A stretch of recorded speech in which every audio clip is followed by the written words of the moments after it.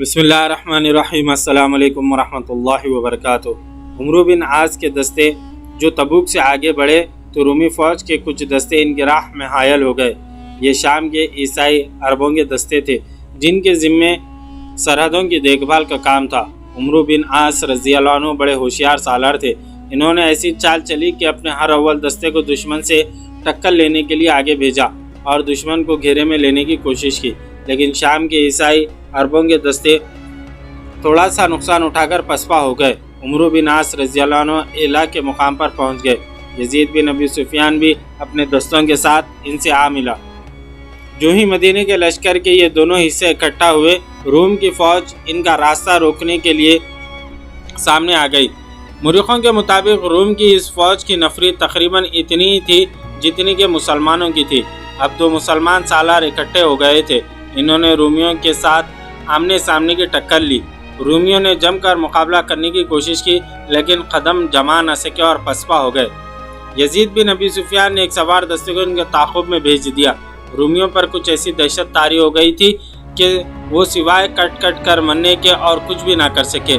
शहंशाह हरकल को जब अपने दस्तों की इस पसपाई की इत्तला मिली तो वो आग बगोला हो गया। इसने अपने जर्नलों को फिर एक बार बुलाया और हुक्म दिया कि ज़्यादा से ज़्यादा फ़ौज इकट्ठी करके शाम की सरहद के बाहर किसी जगह मुसलमानों के साथ जंग लड़ी जाए और इन्हें वहीं ख़त्म किया जाए। मुसलमान सालारों ने इन जगहों से जहां वो पड़ाव डाले हुए थे चंद आदमियों को अपने ज़ेर असर ले लिया और इन्हें बेपनाह अंदाज इनाम व इकराम का लालच दिया, जिसके अवज़ वो मुसलमानों के लिए जासूसी करने पर आमदा हो गए। चंद दिनों में ही वो मतलूबा खबरें ले आए। इनकी रिपोर्टों के मुताबिक रूमी फ़ौज जो इकट्ठी कर रहे थे इसकी तादाद 1 लाख से कुछ ज़्यादा थी। इस फ़ौज का एक हिस्सा अजनदीन की तरफ कूच कर रहा था। जासूसों ने यह इत्तला भी दी कि रूमी फैसला कुन जंग के लिए तैयार होकर आ रहे हैं। जासूसों ने तैयारियों की पूरी तफसील बयान की। अबू उबैदा बिन जर्राह रज़ियल्लाहु अन्हु को अमीरुल मोमिनीन ने यह हुक्म दिया था कि लश्कर के 4 हिस्सों को इकट्ठा लड़ना पड़ा तो वो यानी अबू उबैदा बिन जर्राह रज़ियल्लाहु अन्हु पूरे लश्कर के सालार होंगे। सूरत ऐसी पैदा हो गई थी कि लश्कर के 4 हिस्सों को इकट्ठा होना पड़ा। अबू उबैदा बिन जर्राह रज़ियल्लाहु अन्हु ने पूरे लश्कर की कमान ले ली, लेकिन लश्कर को मुकम्मल तौर पर एक जगह इकट्ठा ना होने दिया। इसके साथ ही इन्होंने अमीरुल मोमिनीन को तेज़ रफ्तार कासिद के साथ पैगाम भेजा, जिसमें मुकम्मल सूरत हाल लिखी और ये भी कि रूमियों की तादाद 1 लाख से ज़्यादा होगी। ये थे वो हालात जिनके पेश नज़र अमीरुल मोमिनीन ने खालिद बिन वलीद रज़ियल्लाहु अन्हु को हुक्म भेजा था कि वो शाम की सरहद पर इस जगह पहुँचे जहाँ मदीने का लश्कर खैमा जन है। इस हुक्म में यह भी लिखा था कि अपना लश्कर कुछ मुश्किलात में उलझ गया है। इस पैगाम ने खालिद बिन वलीद रज़ियल्लाहु अन्हु को परेशान कर दिया था। ये सुनाया जा चुका है कि इन्होंने अमीरुल मोमिनीन के हुक्म के मुताबिक अपने लश्कर को 2 हिस्सों में तकसीम किया। एक हिस्सा मसना बिन हारसा के हवाले कर दिया। खालिद बिन वलीद रज़ियल्लाहु अन्हु ने फ़ौज को फौरी कोच का हुक्म दिया। इन्होंने जब फासले का अंदाज़ा किया तो वो इतना ज़्यादा था कि खालिद बिन वलीद रज़ियल्लाहु अन्हु को वहाँ पहुँचते बहुत दिन लग जाते। इन्हें डर था कि इतने दिन ज़ाया हो गए तो मालूम नहीं क्या हो जाएगा। इन्हें यह भी मालूम था कि रूमियों की फ़ौज फ़ारसियों की निस्बत ज़्यादा ताकतवर और बरतर है। खालिद बिन वलीद रज़ियल्लाहु अन्हु इन रास्तों से वाकिफ़ थे। सीधा और आसान रास्ता बहुत तवील था। खालिद बिन वलीद रज़ियल्लाहु अन्हु अपने सालारों को बुलाया और उन्हें बताया कि बहुत जल्द पहुंचने के लिए इन्हें कोई रास्ता मालूम नहीं। सालारों में से किसी को छोटा रास्ता मालूम नहीं था। अगर कोई रास्ता छोटा हुआ भी तो वो सफ़र के काबिल नहीं होगा। एक सालार ने कहा, अगर किसी ऐसे रास्ते से 1-2 मुसाफिर गुजरते भी हों तो ज़रूरी नहीं कि वो रास्ता एक लश्कर के लिए गुजरने के काबिल हो। मैं एक आदमी को जानता हूँ। एक और सालार बोला, राफ़े बिन उमेरा। वो हमारे कबीले का ज़बरदस्त जंगजू है और मैंने देखा है कि खुदा ने उसे कोई ऐसी ताकत दी है कि वो ज़मीन के नीचे के भेद भी बता देता है। वो इस सहरा का भेदी है। खालिद बिन वलीद रज़ियल्लाहु अन्हु के हुक्म से राफ़े बिन उमेरा को बुलाया गया और इससे मंजिल बताकर पूछा कि छोटे से छोटा रास्ता कोई है? ज़मीन है तो रास्ता भी है। राफ़े ने कहा, यह मुसाफिर की हिम्मत पर मुनहसिर है कि वो हर रास्ते पर चल सकता है या नहीं। तुम मंजिल तक किसी भी रास्ते से पहुंच सकते हो, लेकिन बाज़ रास्ते ऐसे होते हैं जिन पर सांप भी नहीं रेंग सकता। मैं एक रास्ता बता सकता हूँ, लेकिन ये नहीं बता सकता कि इससे लश्कर के कितने आदमी मंजिल तक जिंदा पहुँचेंगे। और मैं ये भी बता सकता हूँ कि घोड़ा इस सहराई रास्ते से नहीं गुजर सकता। घोड़ा इतनी प्यास बर्दाश्त नहीं कर सकता और घोड़ों के लिए पानी साथ ले जाया नहीं जा सकता। खालिद बिन वलीद रज़ियल्लाहु अन्हु ने अपना बनाया हुआ नक्शा इसके आगे रखा और पूछा कि वो कौन सा रास्ता बता रहा है। यह खराखर है। राफी बिन उमेरा ने नक्शे पर उंगली रखते हुए कहा, यहाँ एक नखलिस्तान है जो इतना सरसब व शादाब है कि मुसाफिरों पर अपना जादू तारीक कर देता है। यहाँ से एक रास्ता निकलता है जो सोवा को जाता है। सोवा में पानी इतना ज़्यादा है कि सारा लश्कर और लश्कर के तमाम जानवर पानी पी सकते हैं, लेकिन यह पानी उसे मिलेगा जो सवा तक जिंदा पहुँच जाए। ऊपर सूरज की तपिश देखो, दिन को कितना चल सकोगे, कितनी दूर तक चल सकोगे ये मैं नहीं जानता। इतने ऊँट लाओ कि हर लश्कर का हर फर्द ऊँट पर सवार हो। इब्ने वलीद, तुम सहरा के बेटे हो, मगर इस सहरा से नहीं गुजर सकोगे। राफे बिन उमेरा ने जो रास्ता बताया ये मौरखों की तहरीर के मुताबिक 120 मील था। ये 120 मील का फासला तय करने से मंजिल तक कई दिन जल्दी पहुंचा जा सकता था। खालिद बिन वलीद रज़ियल्लाहु वो सालार थे जो मुश्किलात की तफसील सुनकर नहीं बल्कि मुश्किलात में पढ़कर अंदाज़ा किया करते थे कि इनकी शिद्दत कितनी कुछ है। इनके दिमाग में सिर्फ ये समाया हुआ था कि मदीने का लश्कर मुश्किल में है और इसकी मदद को पहुंचना है। सीधे रास्ते से फासला 600 से 700 मील तक बनता था। राफे के बताए हुए रास्ते से जाने से फासला कम रह जाता था, मगर राफे बताता था कि इस खतरनाक रास्ते से जाओ तो 5-6 दिन ऐसी दुश्वारियों से गुजरना पड़ता है जो इंसान क्या बर्दाश्त करेगा, घोड़ा भी बर्दाश्त नहीं कर सकता। पानी तो मिल ही नहीं सकता और सबसे बड़ी मुश्किल यह है कि महीना मई का था जब रेगिस्तान जल रहे होते हैं। खुदा की कसम, इब्ने वलीद एक सालार ने कहा, तू इतने बड़े लश्कर को इस रास्ते पर नहीं ले जाएगा जो तबाही का और बहुत बुरी मौत का रास्ता होगा, और जिसका दिमाग सही होगा वो इस रास्ते पर नहीं जाएगा। एक और सालार ने कहा, हम इसी रास्ते से जाएंगे। खालिद बिन वलीद रज़ियल्लाहु अन्हु ऐसी मुस्कुराहट से कहा जिसमें अजीब सी संजीदगी थी, हम पर फ़र्ज़ है कि तेरी अताअत करें। राफी बिन उमेरा ने कहा, लेकिन एक बार फिर सोच लो, मैं वो हुक्म देता हूँ जो हुक्म अल्लाह मुझे देता है। खालिद बिन वलीद रज़ियल्लाहु अन्हु ने कहा, हारते वो हैं जिनके इरादे कमज़ोर होते हैं। अल्लाह की खुशनुदी हमें हासिल है और फिर अल्लाह की राह में जो मुसीबतें आएंगी हम क्यों ना इन्हें बर्दाश्त करें। यह वाक़या और ये गुफ्तगू तिबरी ने ज़रा तफसील से बयान की है। खालिद बिन वलीद रज़ियल्लाहु अन्हु के सालारों ने इनके अज़म की ये पुख्तगी देखी तो सब ने पुरजोश लहजे में लब्बैक कही। इनमें से किसी ने कहा, इब्ने वलीद, तुझ पर अल्लाह का करम, वो कर जो तू बेहतर समझता है, हम तेरे साथ हैं। खालिद बिन वलीद रज़ियल्लाहु अन्हु ने इस सफ़र पर रवानगी से पहले एक हुक्म ये दिया कि लश्कर का हर फर्द ऊँट पर सवार होगा, घोड़े सवारों के बगैर पीछे पीछे चलेंगे। दूसरा हुक्म ये कि औरतों और बच्चों को मदीने भेज दिया जाए। सालारों को खालिद बिन वलीद रज़ियल्लाहु अन्हु ने कहा था कि तमाम लश्कर को अच्छी तरह बता दे कि वो ऐसे रास्ते पर जा रहे हैं जिस रास्ते पर पहले कभी कोई लश्कर नहीं गुजरा। हर किसी को ज़हनी तौर पर तैयार किया जाए। मई का महीना ऊँटों की फराहमी में गुजर गया। जून 634 ईस्वी रबीउल आखिर 13 हिजरी का महीना शुरू हो गया। अब तो सहरा जल रहा था। खालिद बिन वलीद रज़ियल्लाहु अन्हु ने कोच का हुक्म दे दिया। इनके साथ 9000 मुजाहिदीन थे जो इस खुदकश सफ़र पर जा रहे थे। खराखर तक सफ़र वैसा ही था जैसा इस लश्कर का हर सफ़र हुआ करता था। वो सफ़र खराखर से शुरू होना था जिसे मुसलमान मोरिखों ने और यूरोपी मोरिखों ने भी तारीख का सबसे ख़तरनाक और भयानक सफ़र कहा है। मसना बिन हारसा खराखर तक खालिद बिन वलीद रज़ियल्लाहु अन्हु के साथ गए। मसना को हैरा वापस आना था। खराखर से जिस कदर पानी साथ ले जाया जा सकता था मुश्किलों में भर लिया गया। मटके भी इकट्ठे कर लिए गए थे, इनमें भी पानी भर लिया गया। अगली सुबह जब लश्कर रवाना होने लगा तो मसना बिन हारसा खालिद बिन वलीद रज़ियल्लाहु अन्हु से और इसके सालारों से गले लग के मिले। याकूबी और इब्ने यूसुफ ने लिखा है कि मसना बिन हारसा पर रक़त तारी हो गई थी। इनके मुंह से कोई दुआ ना निकली, आंखों से आंसू निकल आए। दुआ इनके दिल में थी। इन्हें यकीन नहीं था कि वो खालिद बिन वलीद रज़ियल्लाहु अन्हु इनके 9000 मुजाहिदीन को फिर कभी देखेंगे। खालिद बिन वलीद रज़ियल्लाहु अन्हु ऊँट पर सवार होने लगे तो राफे बिन उमेरा दौड़ता आया। इब्ने वलीद, राफे ने खालिद बिन वलीद रज़ी अल्लाह के दोनों कंधों पर हाथ रख कर कहा, अब भी सोच ले, रास्ता बदल ले, इतनी जानों से मत खेल। इब्न उमैरा खालिद बिन वलीद रज़ी अल्लाह ने गुस्से से कहा, अल्लाह तुझे गारत करे, मुझे अल्लाह की राह से मत रोक, या मुझे वो रास्ता बता जो मदीने के लश्कर तक जल्दी पहुंचा दे। तू नहीं जानता, तू हट मेरे सामने से और हुक्म मान जो मैंने दिया है। राफे खालिद बिन वलीद रज़ी अल्लाह के आगे से हट गए। खालिद बिन वलीद रज़ी अल्लाह ऊँट पर सवार हुआ और लश्कर चल पड़ा। सबसे आगे राफे का ऊँट था, उसे रहबरी करनी थी। मसना खड़े देखते रहे। इन्होंने अपने साथियों से कहा, अमीरुल मोमिनीन ने ठीक कहा था कि अब कोई माँ खालिद बिन वलीद रज़ी अल्लाह जैसा बेटा पैदा नहीं करेगी।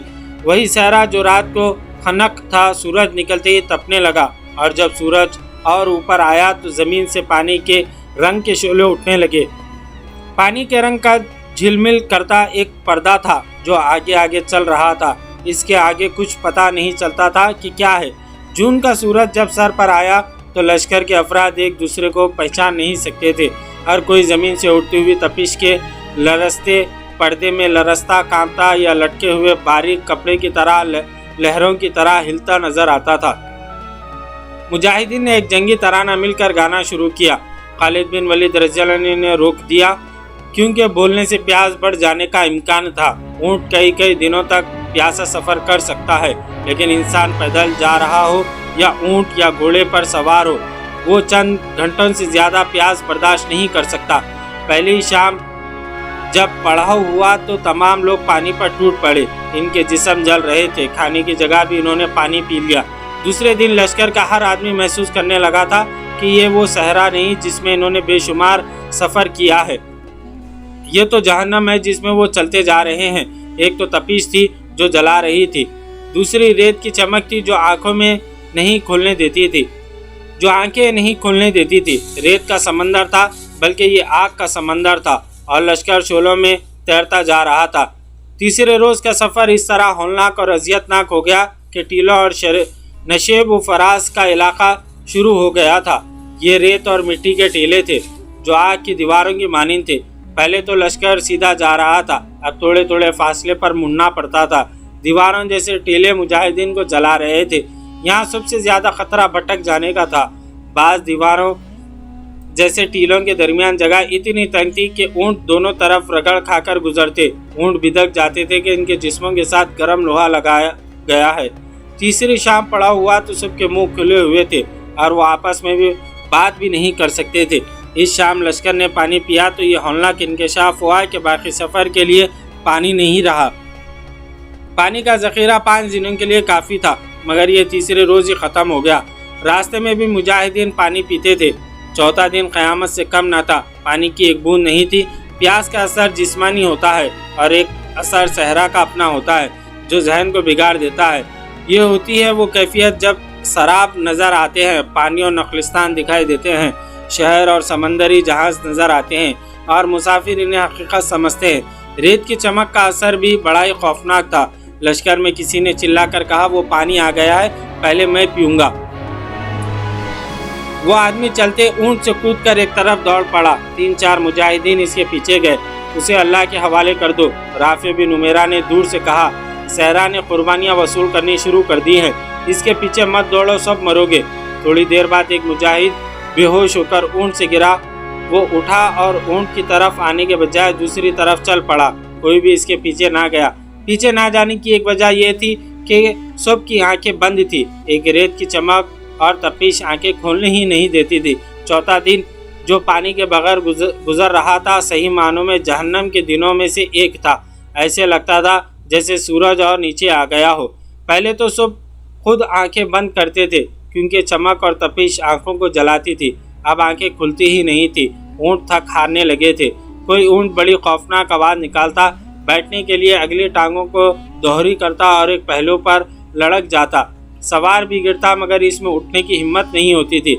लश्कर में हर किसी की आंखें बंद थी और दिमाग बेकार हो गए थे।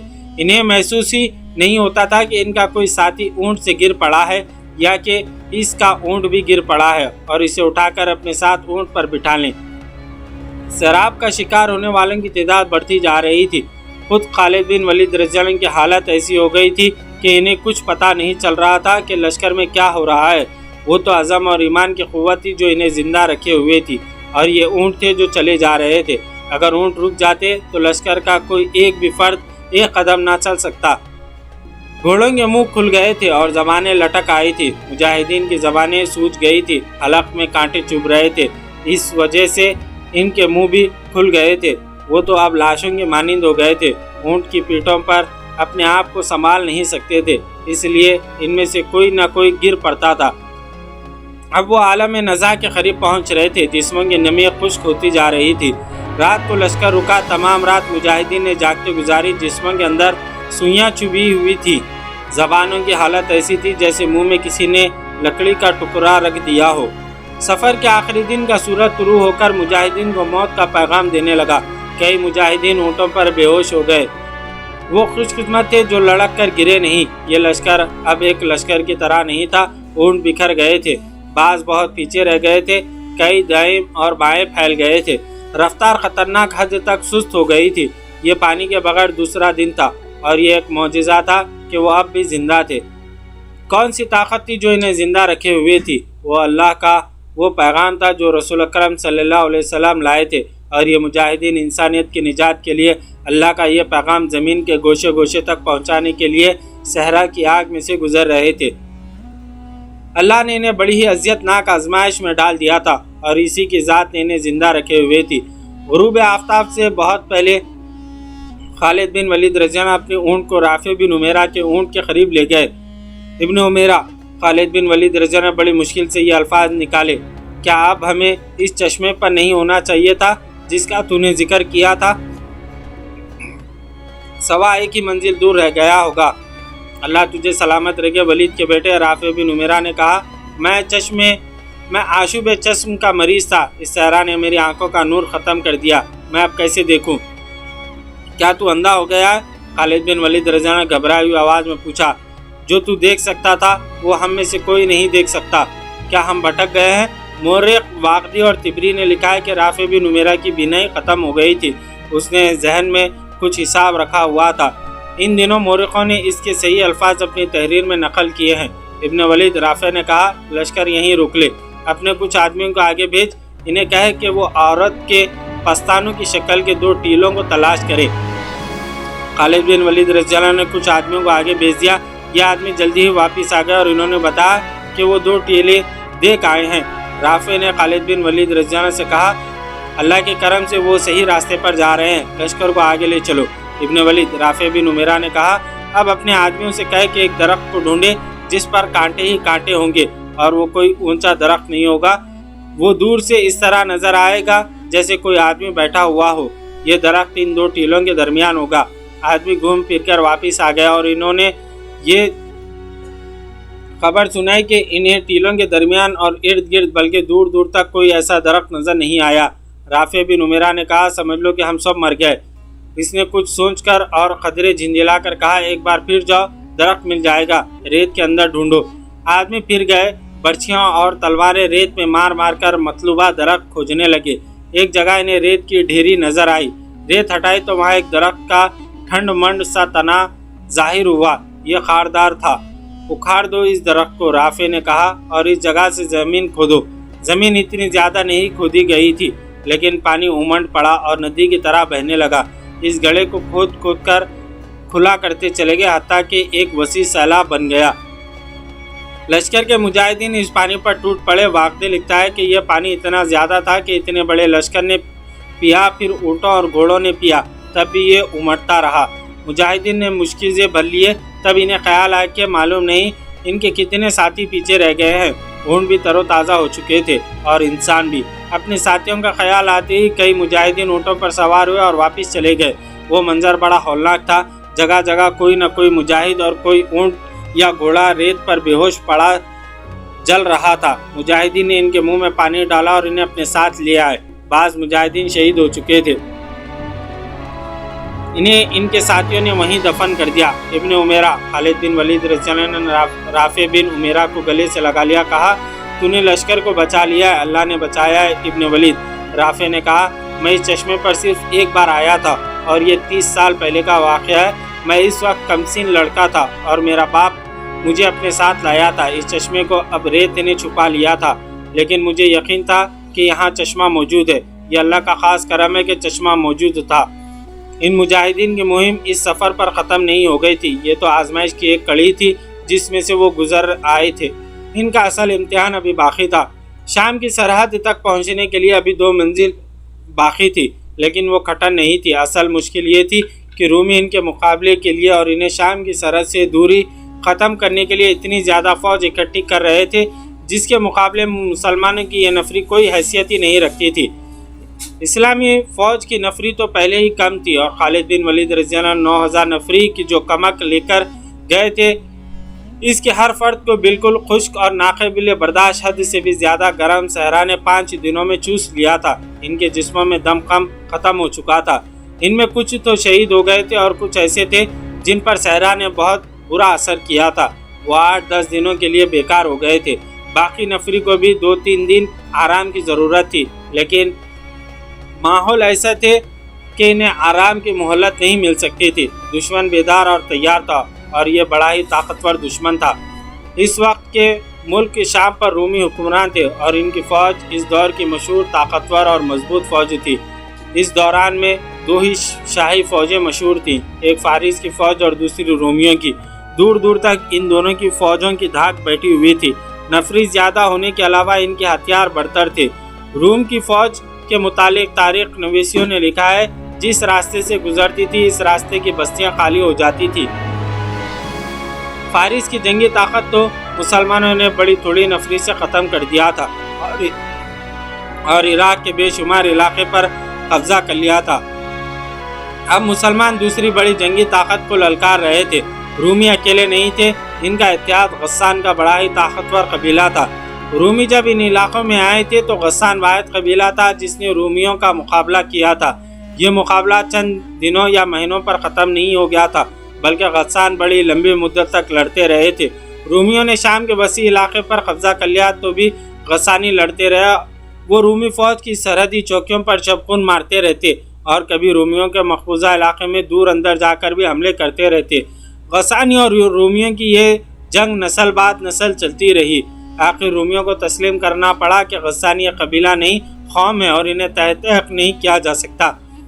چنانچہ رومیوں نے غسانیوں کی الگ قومی حیثیت تسلیم کر لی، اور انہیں شام کا کچھ علاقے دے کر انہیں اس طرح کی خود مختاری دے دی کہ ان کا اپنا بادشاہ ہوگا، اور وہ کسی حد تک روم کے بادشاہ کے ماتحت ہوگا۔ یہ بڑا پرانا واقعہ ہے۔ وقت گزرنے کے ساتھ غسانی قبیلے ایسی صورت اختیار کر گیا کہ اس کے شاہی خاندان کو روم کا شاہی خاندان سمجھا جانے لگا۔ آج کے اردن اور جنوبی شام پر غسانیوں کی حکمرانی تھی۔ یہ بھی رومیوں کی طرح ایک بادشاہی تھی جس کی فوج منظم اور طاقتور تھی، اور اسے ہتھیاروں کے معاملے میں بھی برتری حاصل تھی۔ اس بادشاہی کا پایہ تخت بصرہ تھا۔ مسلمان رومیوں اور غسانیوں کو للکار کر بہت بڑا خطرہ مول لے رہے تھے۔ جنگ کا یہ دستور ہے کہ حملہ آور فوج کی نفری اس ملک کی فوج سے 3 گنا ہو تو دگنی نہ ہو تو دگنی ضرور ہونی چاہیے، کیونکہ جس فوج پر حملہ کیا جاتا ہے وہ قلعہ بند ہوتی ہے اور وہ تازہ دم بھی ہوتی ہے۔ حملہ آور فوج بڑا لمبا سفر کر کے آتی ہے اور اس لیے وہ تازہ دم نہیں ہوتی۔ جس فوج پر حملہ کیا جاتا ہے وہ اپنے ملک میں ہوتی ہے، جہاں اسے رسد اور کمک کی سہولت موجود ہوتی ہے۔ اس کے مقابلے میں حملہ آور فوج اس سہولت سے محروم ہوتی ہے۔ وہاں کا بچہ حملہ آور فوج کا دشمن ہوتا ہے۔ مسلمان جب شام پر حملہ کرنے گئے تو ان کی نفری 38,000 تھی۔ 28,000 پہلے وہاں موجود تھی، اور کم و بیش 9,000 خالد بن ولید رضی اللہ عنہ لے کر گئے تھے۔ یہ 9,000 مجاہدین فوری طور پر لڑنے کے قابل نہیں تھے۔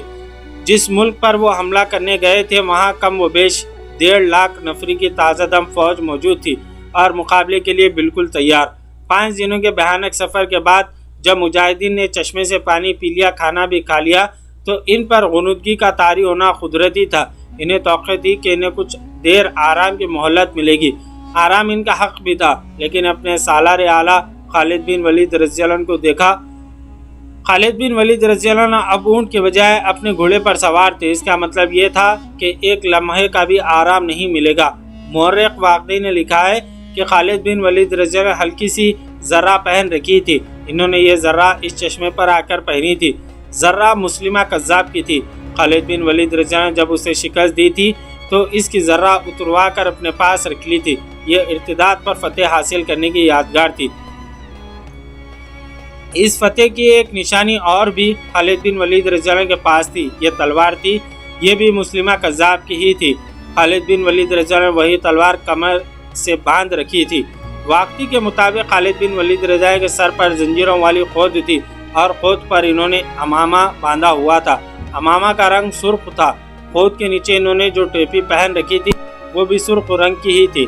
खालिद बिन वलीद रज़ी के हाथ में सियाह और सफ़ेद रंग का परचम था, जो सिर्फ इसलिए मुक़द्दस नहीं था कि यह कौमी परचम था, बल्कि इसलिए कि यह परचम हर लड़ाई में रसूल अकरम सल्लल्लाहु अलैहि वसल्लम अपने साथ रखते थे। और जब आप सल्लल्लाहु अलैहि वसल्लम ने खालिद बिन वलीद रज़ी को सैफुल्लाह, अल्लाह की तलवार का लक़्ब अता फरमाया तो इसके साथ इन्हें यह परचम भी दिया था। इस परचम का नाम अक़ाद था। 9000 मुजाहिदीन में जहाँ सहाबा इकराम भी थे, वहाँ खालिद बिन वलीद रज़ी के अपने फ़र्जंद अब्दुर्रहमान भी थे, जिनकी उम्र 18 साल थी, और इनमें अमीरुल मोमिनीन अबू बकर सिद्दीक़ रज़ियल्लाहु अन्हु के नौजवान फ़र्जंद भी थे। इनका नाम भी अब्दुर्रहमान ही था। मुजाहिदीन खा पीकर इधर उधर बैठ गए। इन्होंने अपने सालार आला को घोड़े पर सवार अपने दरमियान घूमते फिरते देखा तो सब उठ खड़े हुए। खालिद बिन वलीद रज़ी ने ज़बान से कुछ भी ना कहा। वो हर एक की तरफ देखते और मुस्कुराते थे। इनकी खुद और ज़रा देखकर और इनके हाथ में रसूल अकरम सल्लल्लाहु अलैहि वसल्लम का परचम देखकर मुजाहिदीन समझ गए कि इनके सालार आला चलने को तैयार हैं। तमाम मुजाहिदीन किसी हुक्म के बगैर उठ खड़े हुए और अपने ऊँटों के बजाय घोड़ों पर सवार हो गए। वो जान गए कि अल्लाह की शमशीर थोड़ी देर के लिए भी नियाम में नहीं जाएगी। खालिद बिन वलीद रज़ी की जानफाजी मुस्कुराहट ने पूरे लश्कर की थकन दूर कर दी। लश्कर चलने के लिए तैयार हो गया। वलीद के बेटे, ये देख, एक आदमी पुरजोश लहजे में कहता और दौड़ता आ रहा था। ये देख वलीद के बेटे, अल्लाह ने मेरी बीनाई मुझे लौटा दी है। मैं देख सकता हूँ, मैं तुझे देख रहा हूँ। बेशक अल्लाह ईमान वालों पर करम करता है। किसी ने बुलंद आवाज़ से कहा, अल्लाह रहीम व करीम है। किसी और ने नारा लगाया।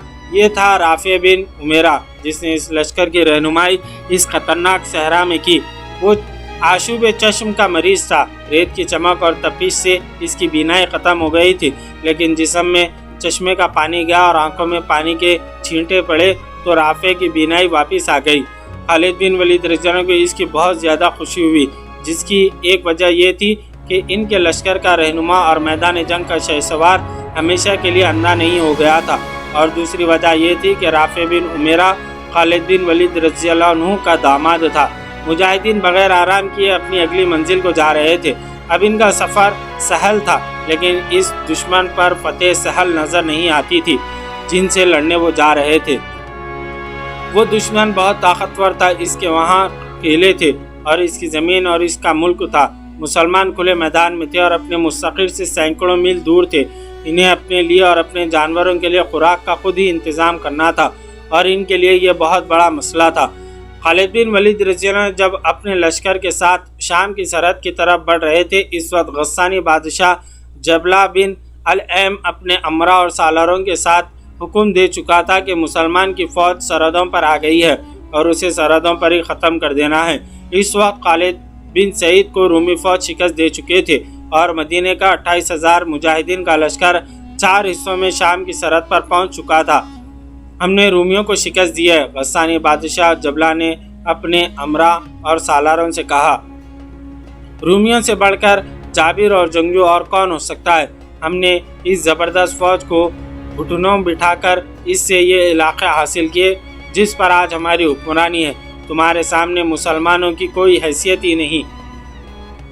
ये मत सोचो कि मुसलमानों ने फ़ारसियों को शिकस्त दी है और इन्हें उठने के काबिल नहीं छोड़ा। फ़ारसी बुज़दिल थे। अपने आबा व अजदाद की शुजाअत को याद करो। अगर तुमने अपने ऊपर मुसलमानों का खौफ तारी कर लिया तो रूमी ही जो आज हमारे भाई बने हुए हैं तुम पर चढ़ दौड़ेंगे। फिर तुम 2 दुश्मनों के दरमियान पिस जाओगे। मुसलमानों की तादाद बहुत थोड़ी है, वो ज़्यादा दिन तुम्हारे सामने नहीं ठहर सकेंगे। शहंशाह गस्सान एक मोहम्मद सालार ने कहा, इनकी तादाद थोड़ी ही है तो क्या वजह कि फ़ारिस के तमाम नामवर सालार इनके हाथों मारे गए हैं। ये कहना ठीक नहीं है कि फ़ारसी बुज़दिल थे। क्या हम अपने आप को धोखा नहीं दे रहे? क्या मुसलमानों ने फ़राज के मैदान में रूमियों और फ़ारसियों के मुत्तहिदा फ़ौज को शर्मनाक शिकस्त नहीं दी? इस तरह यहाँ पर 44वीं किस्त अपने अख्ताम को पहुँचे। कल हम इंशाल्लाह 45वीं किस्त लेकर आपकी खिदमत में हाजिर होंगे। जज़ाकल्लाहु खैर।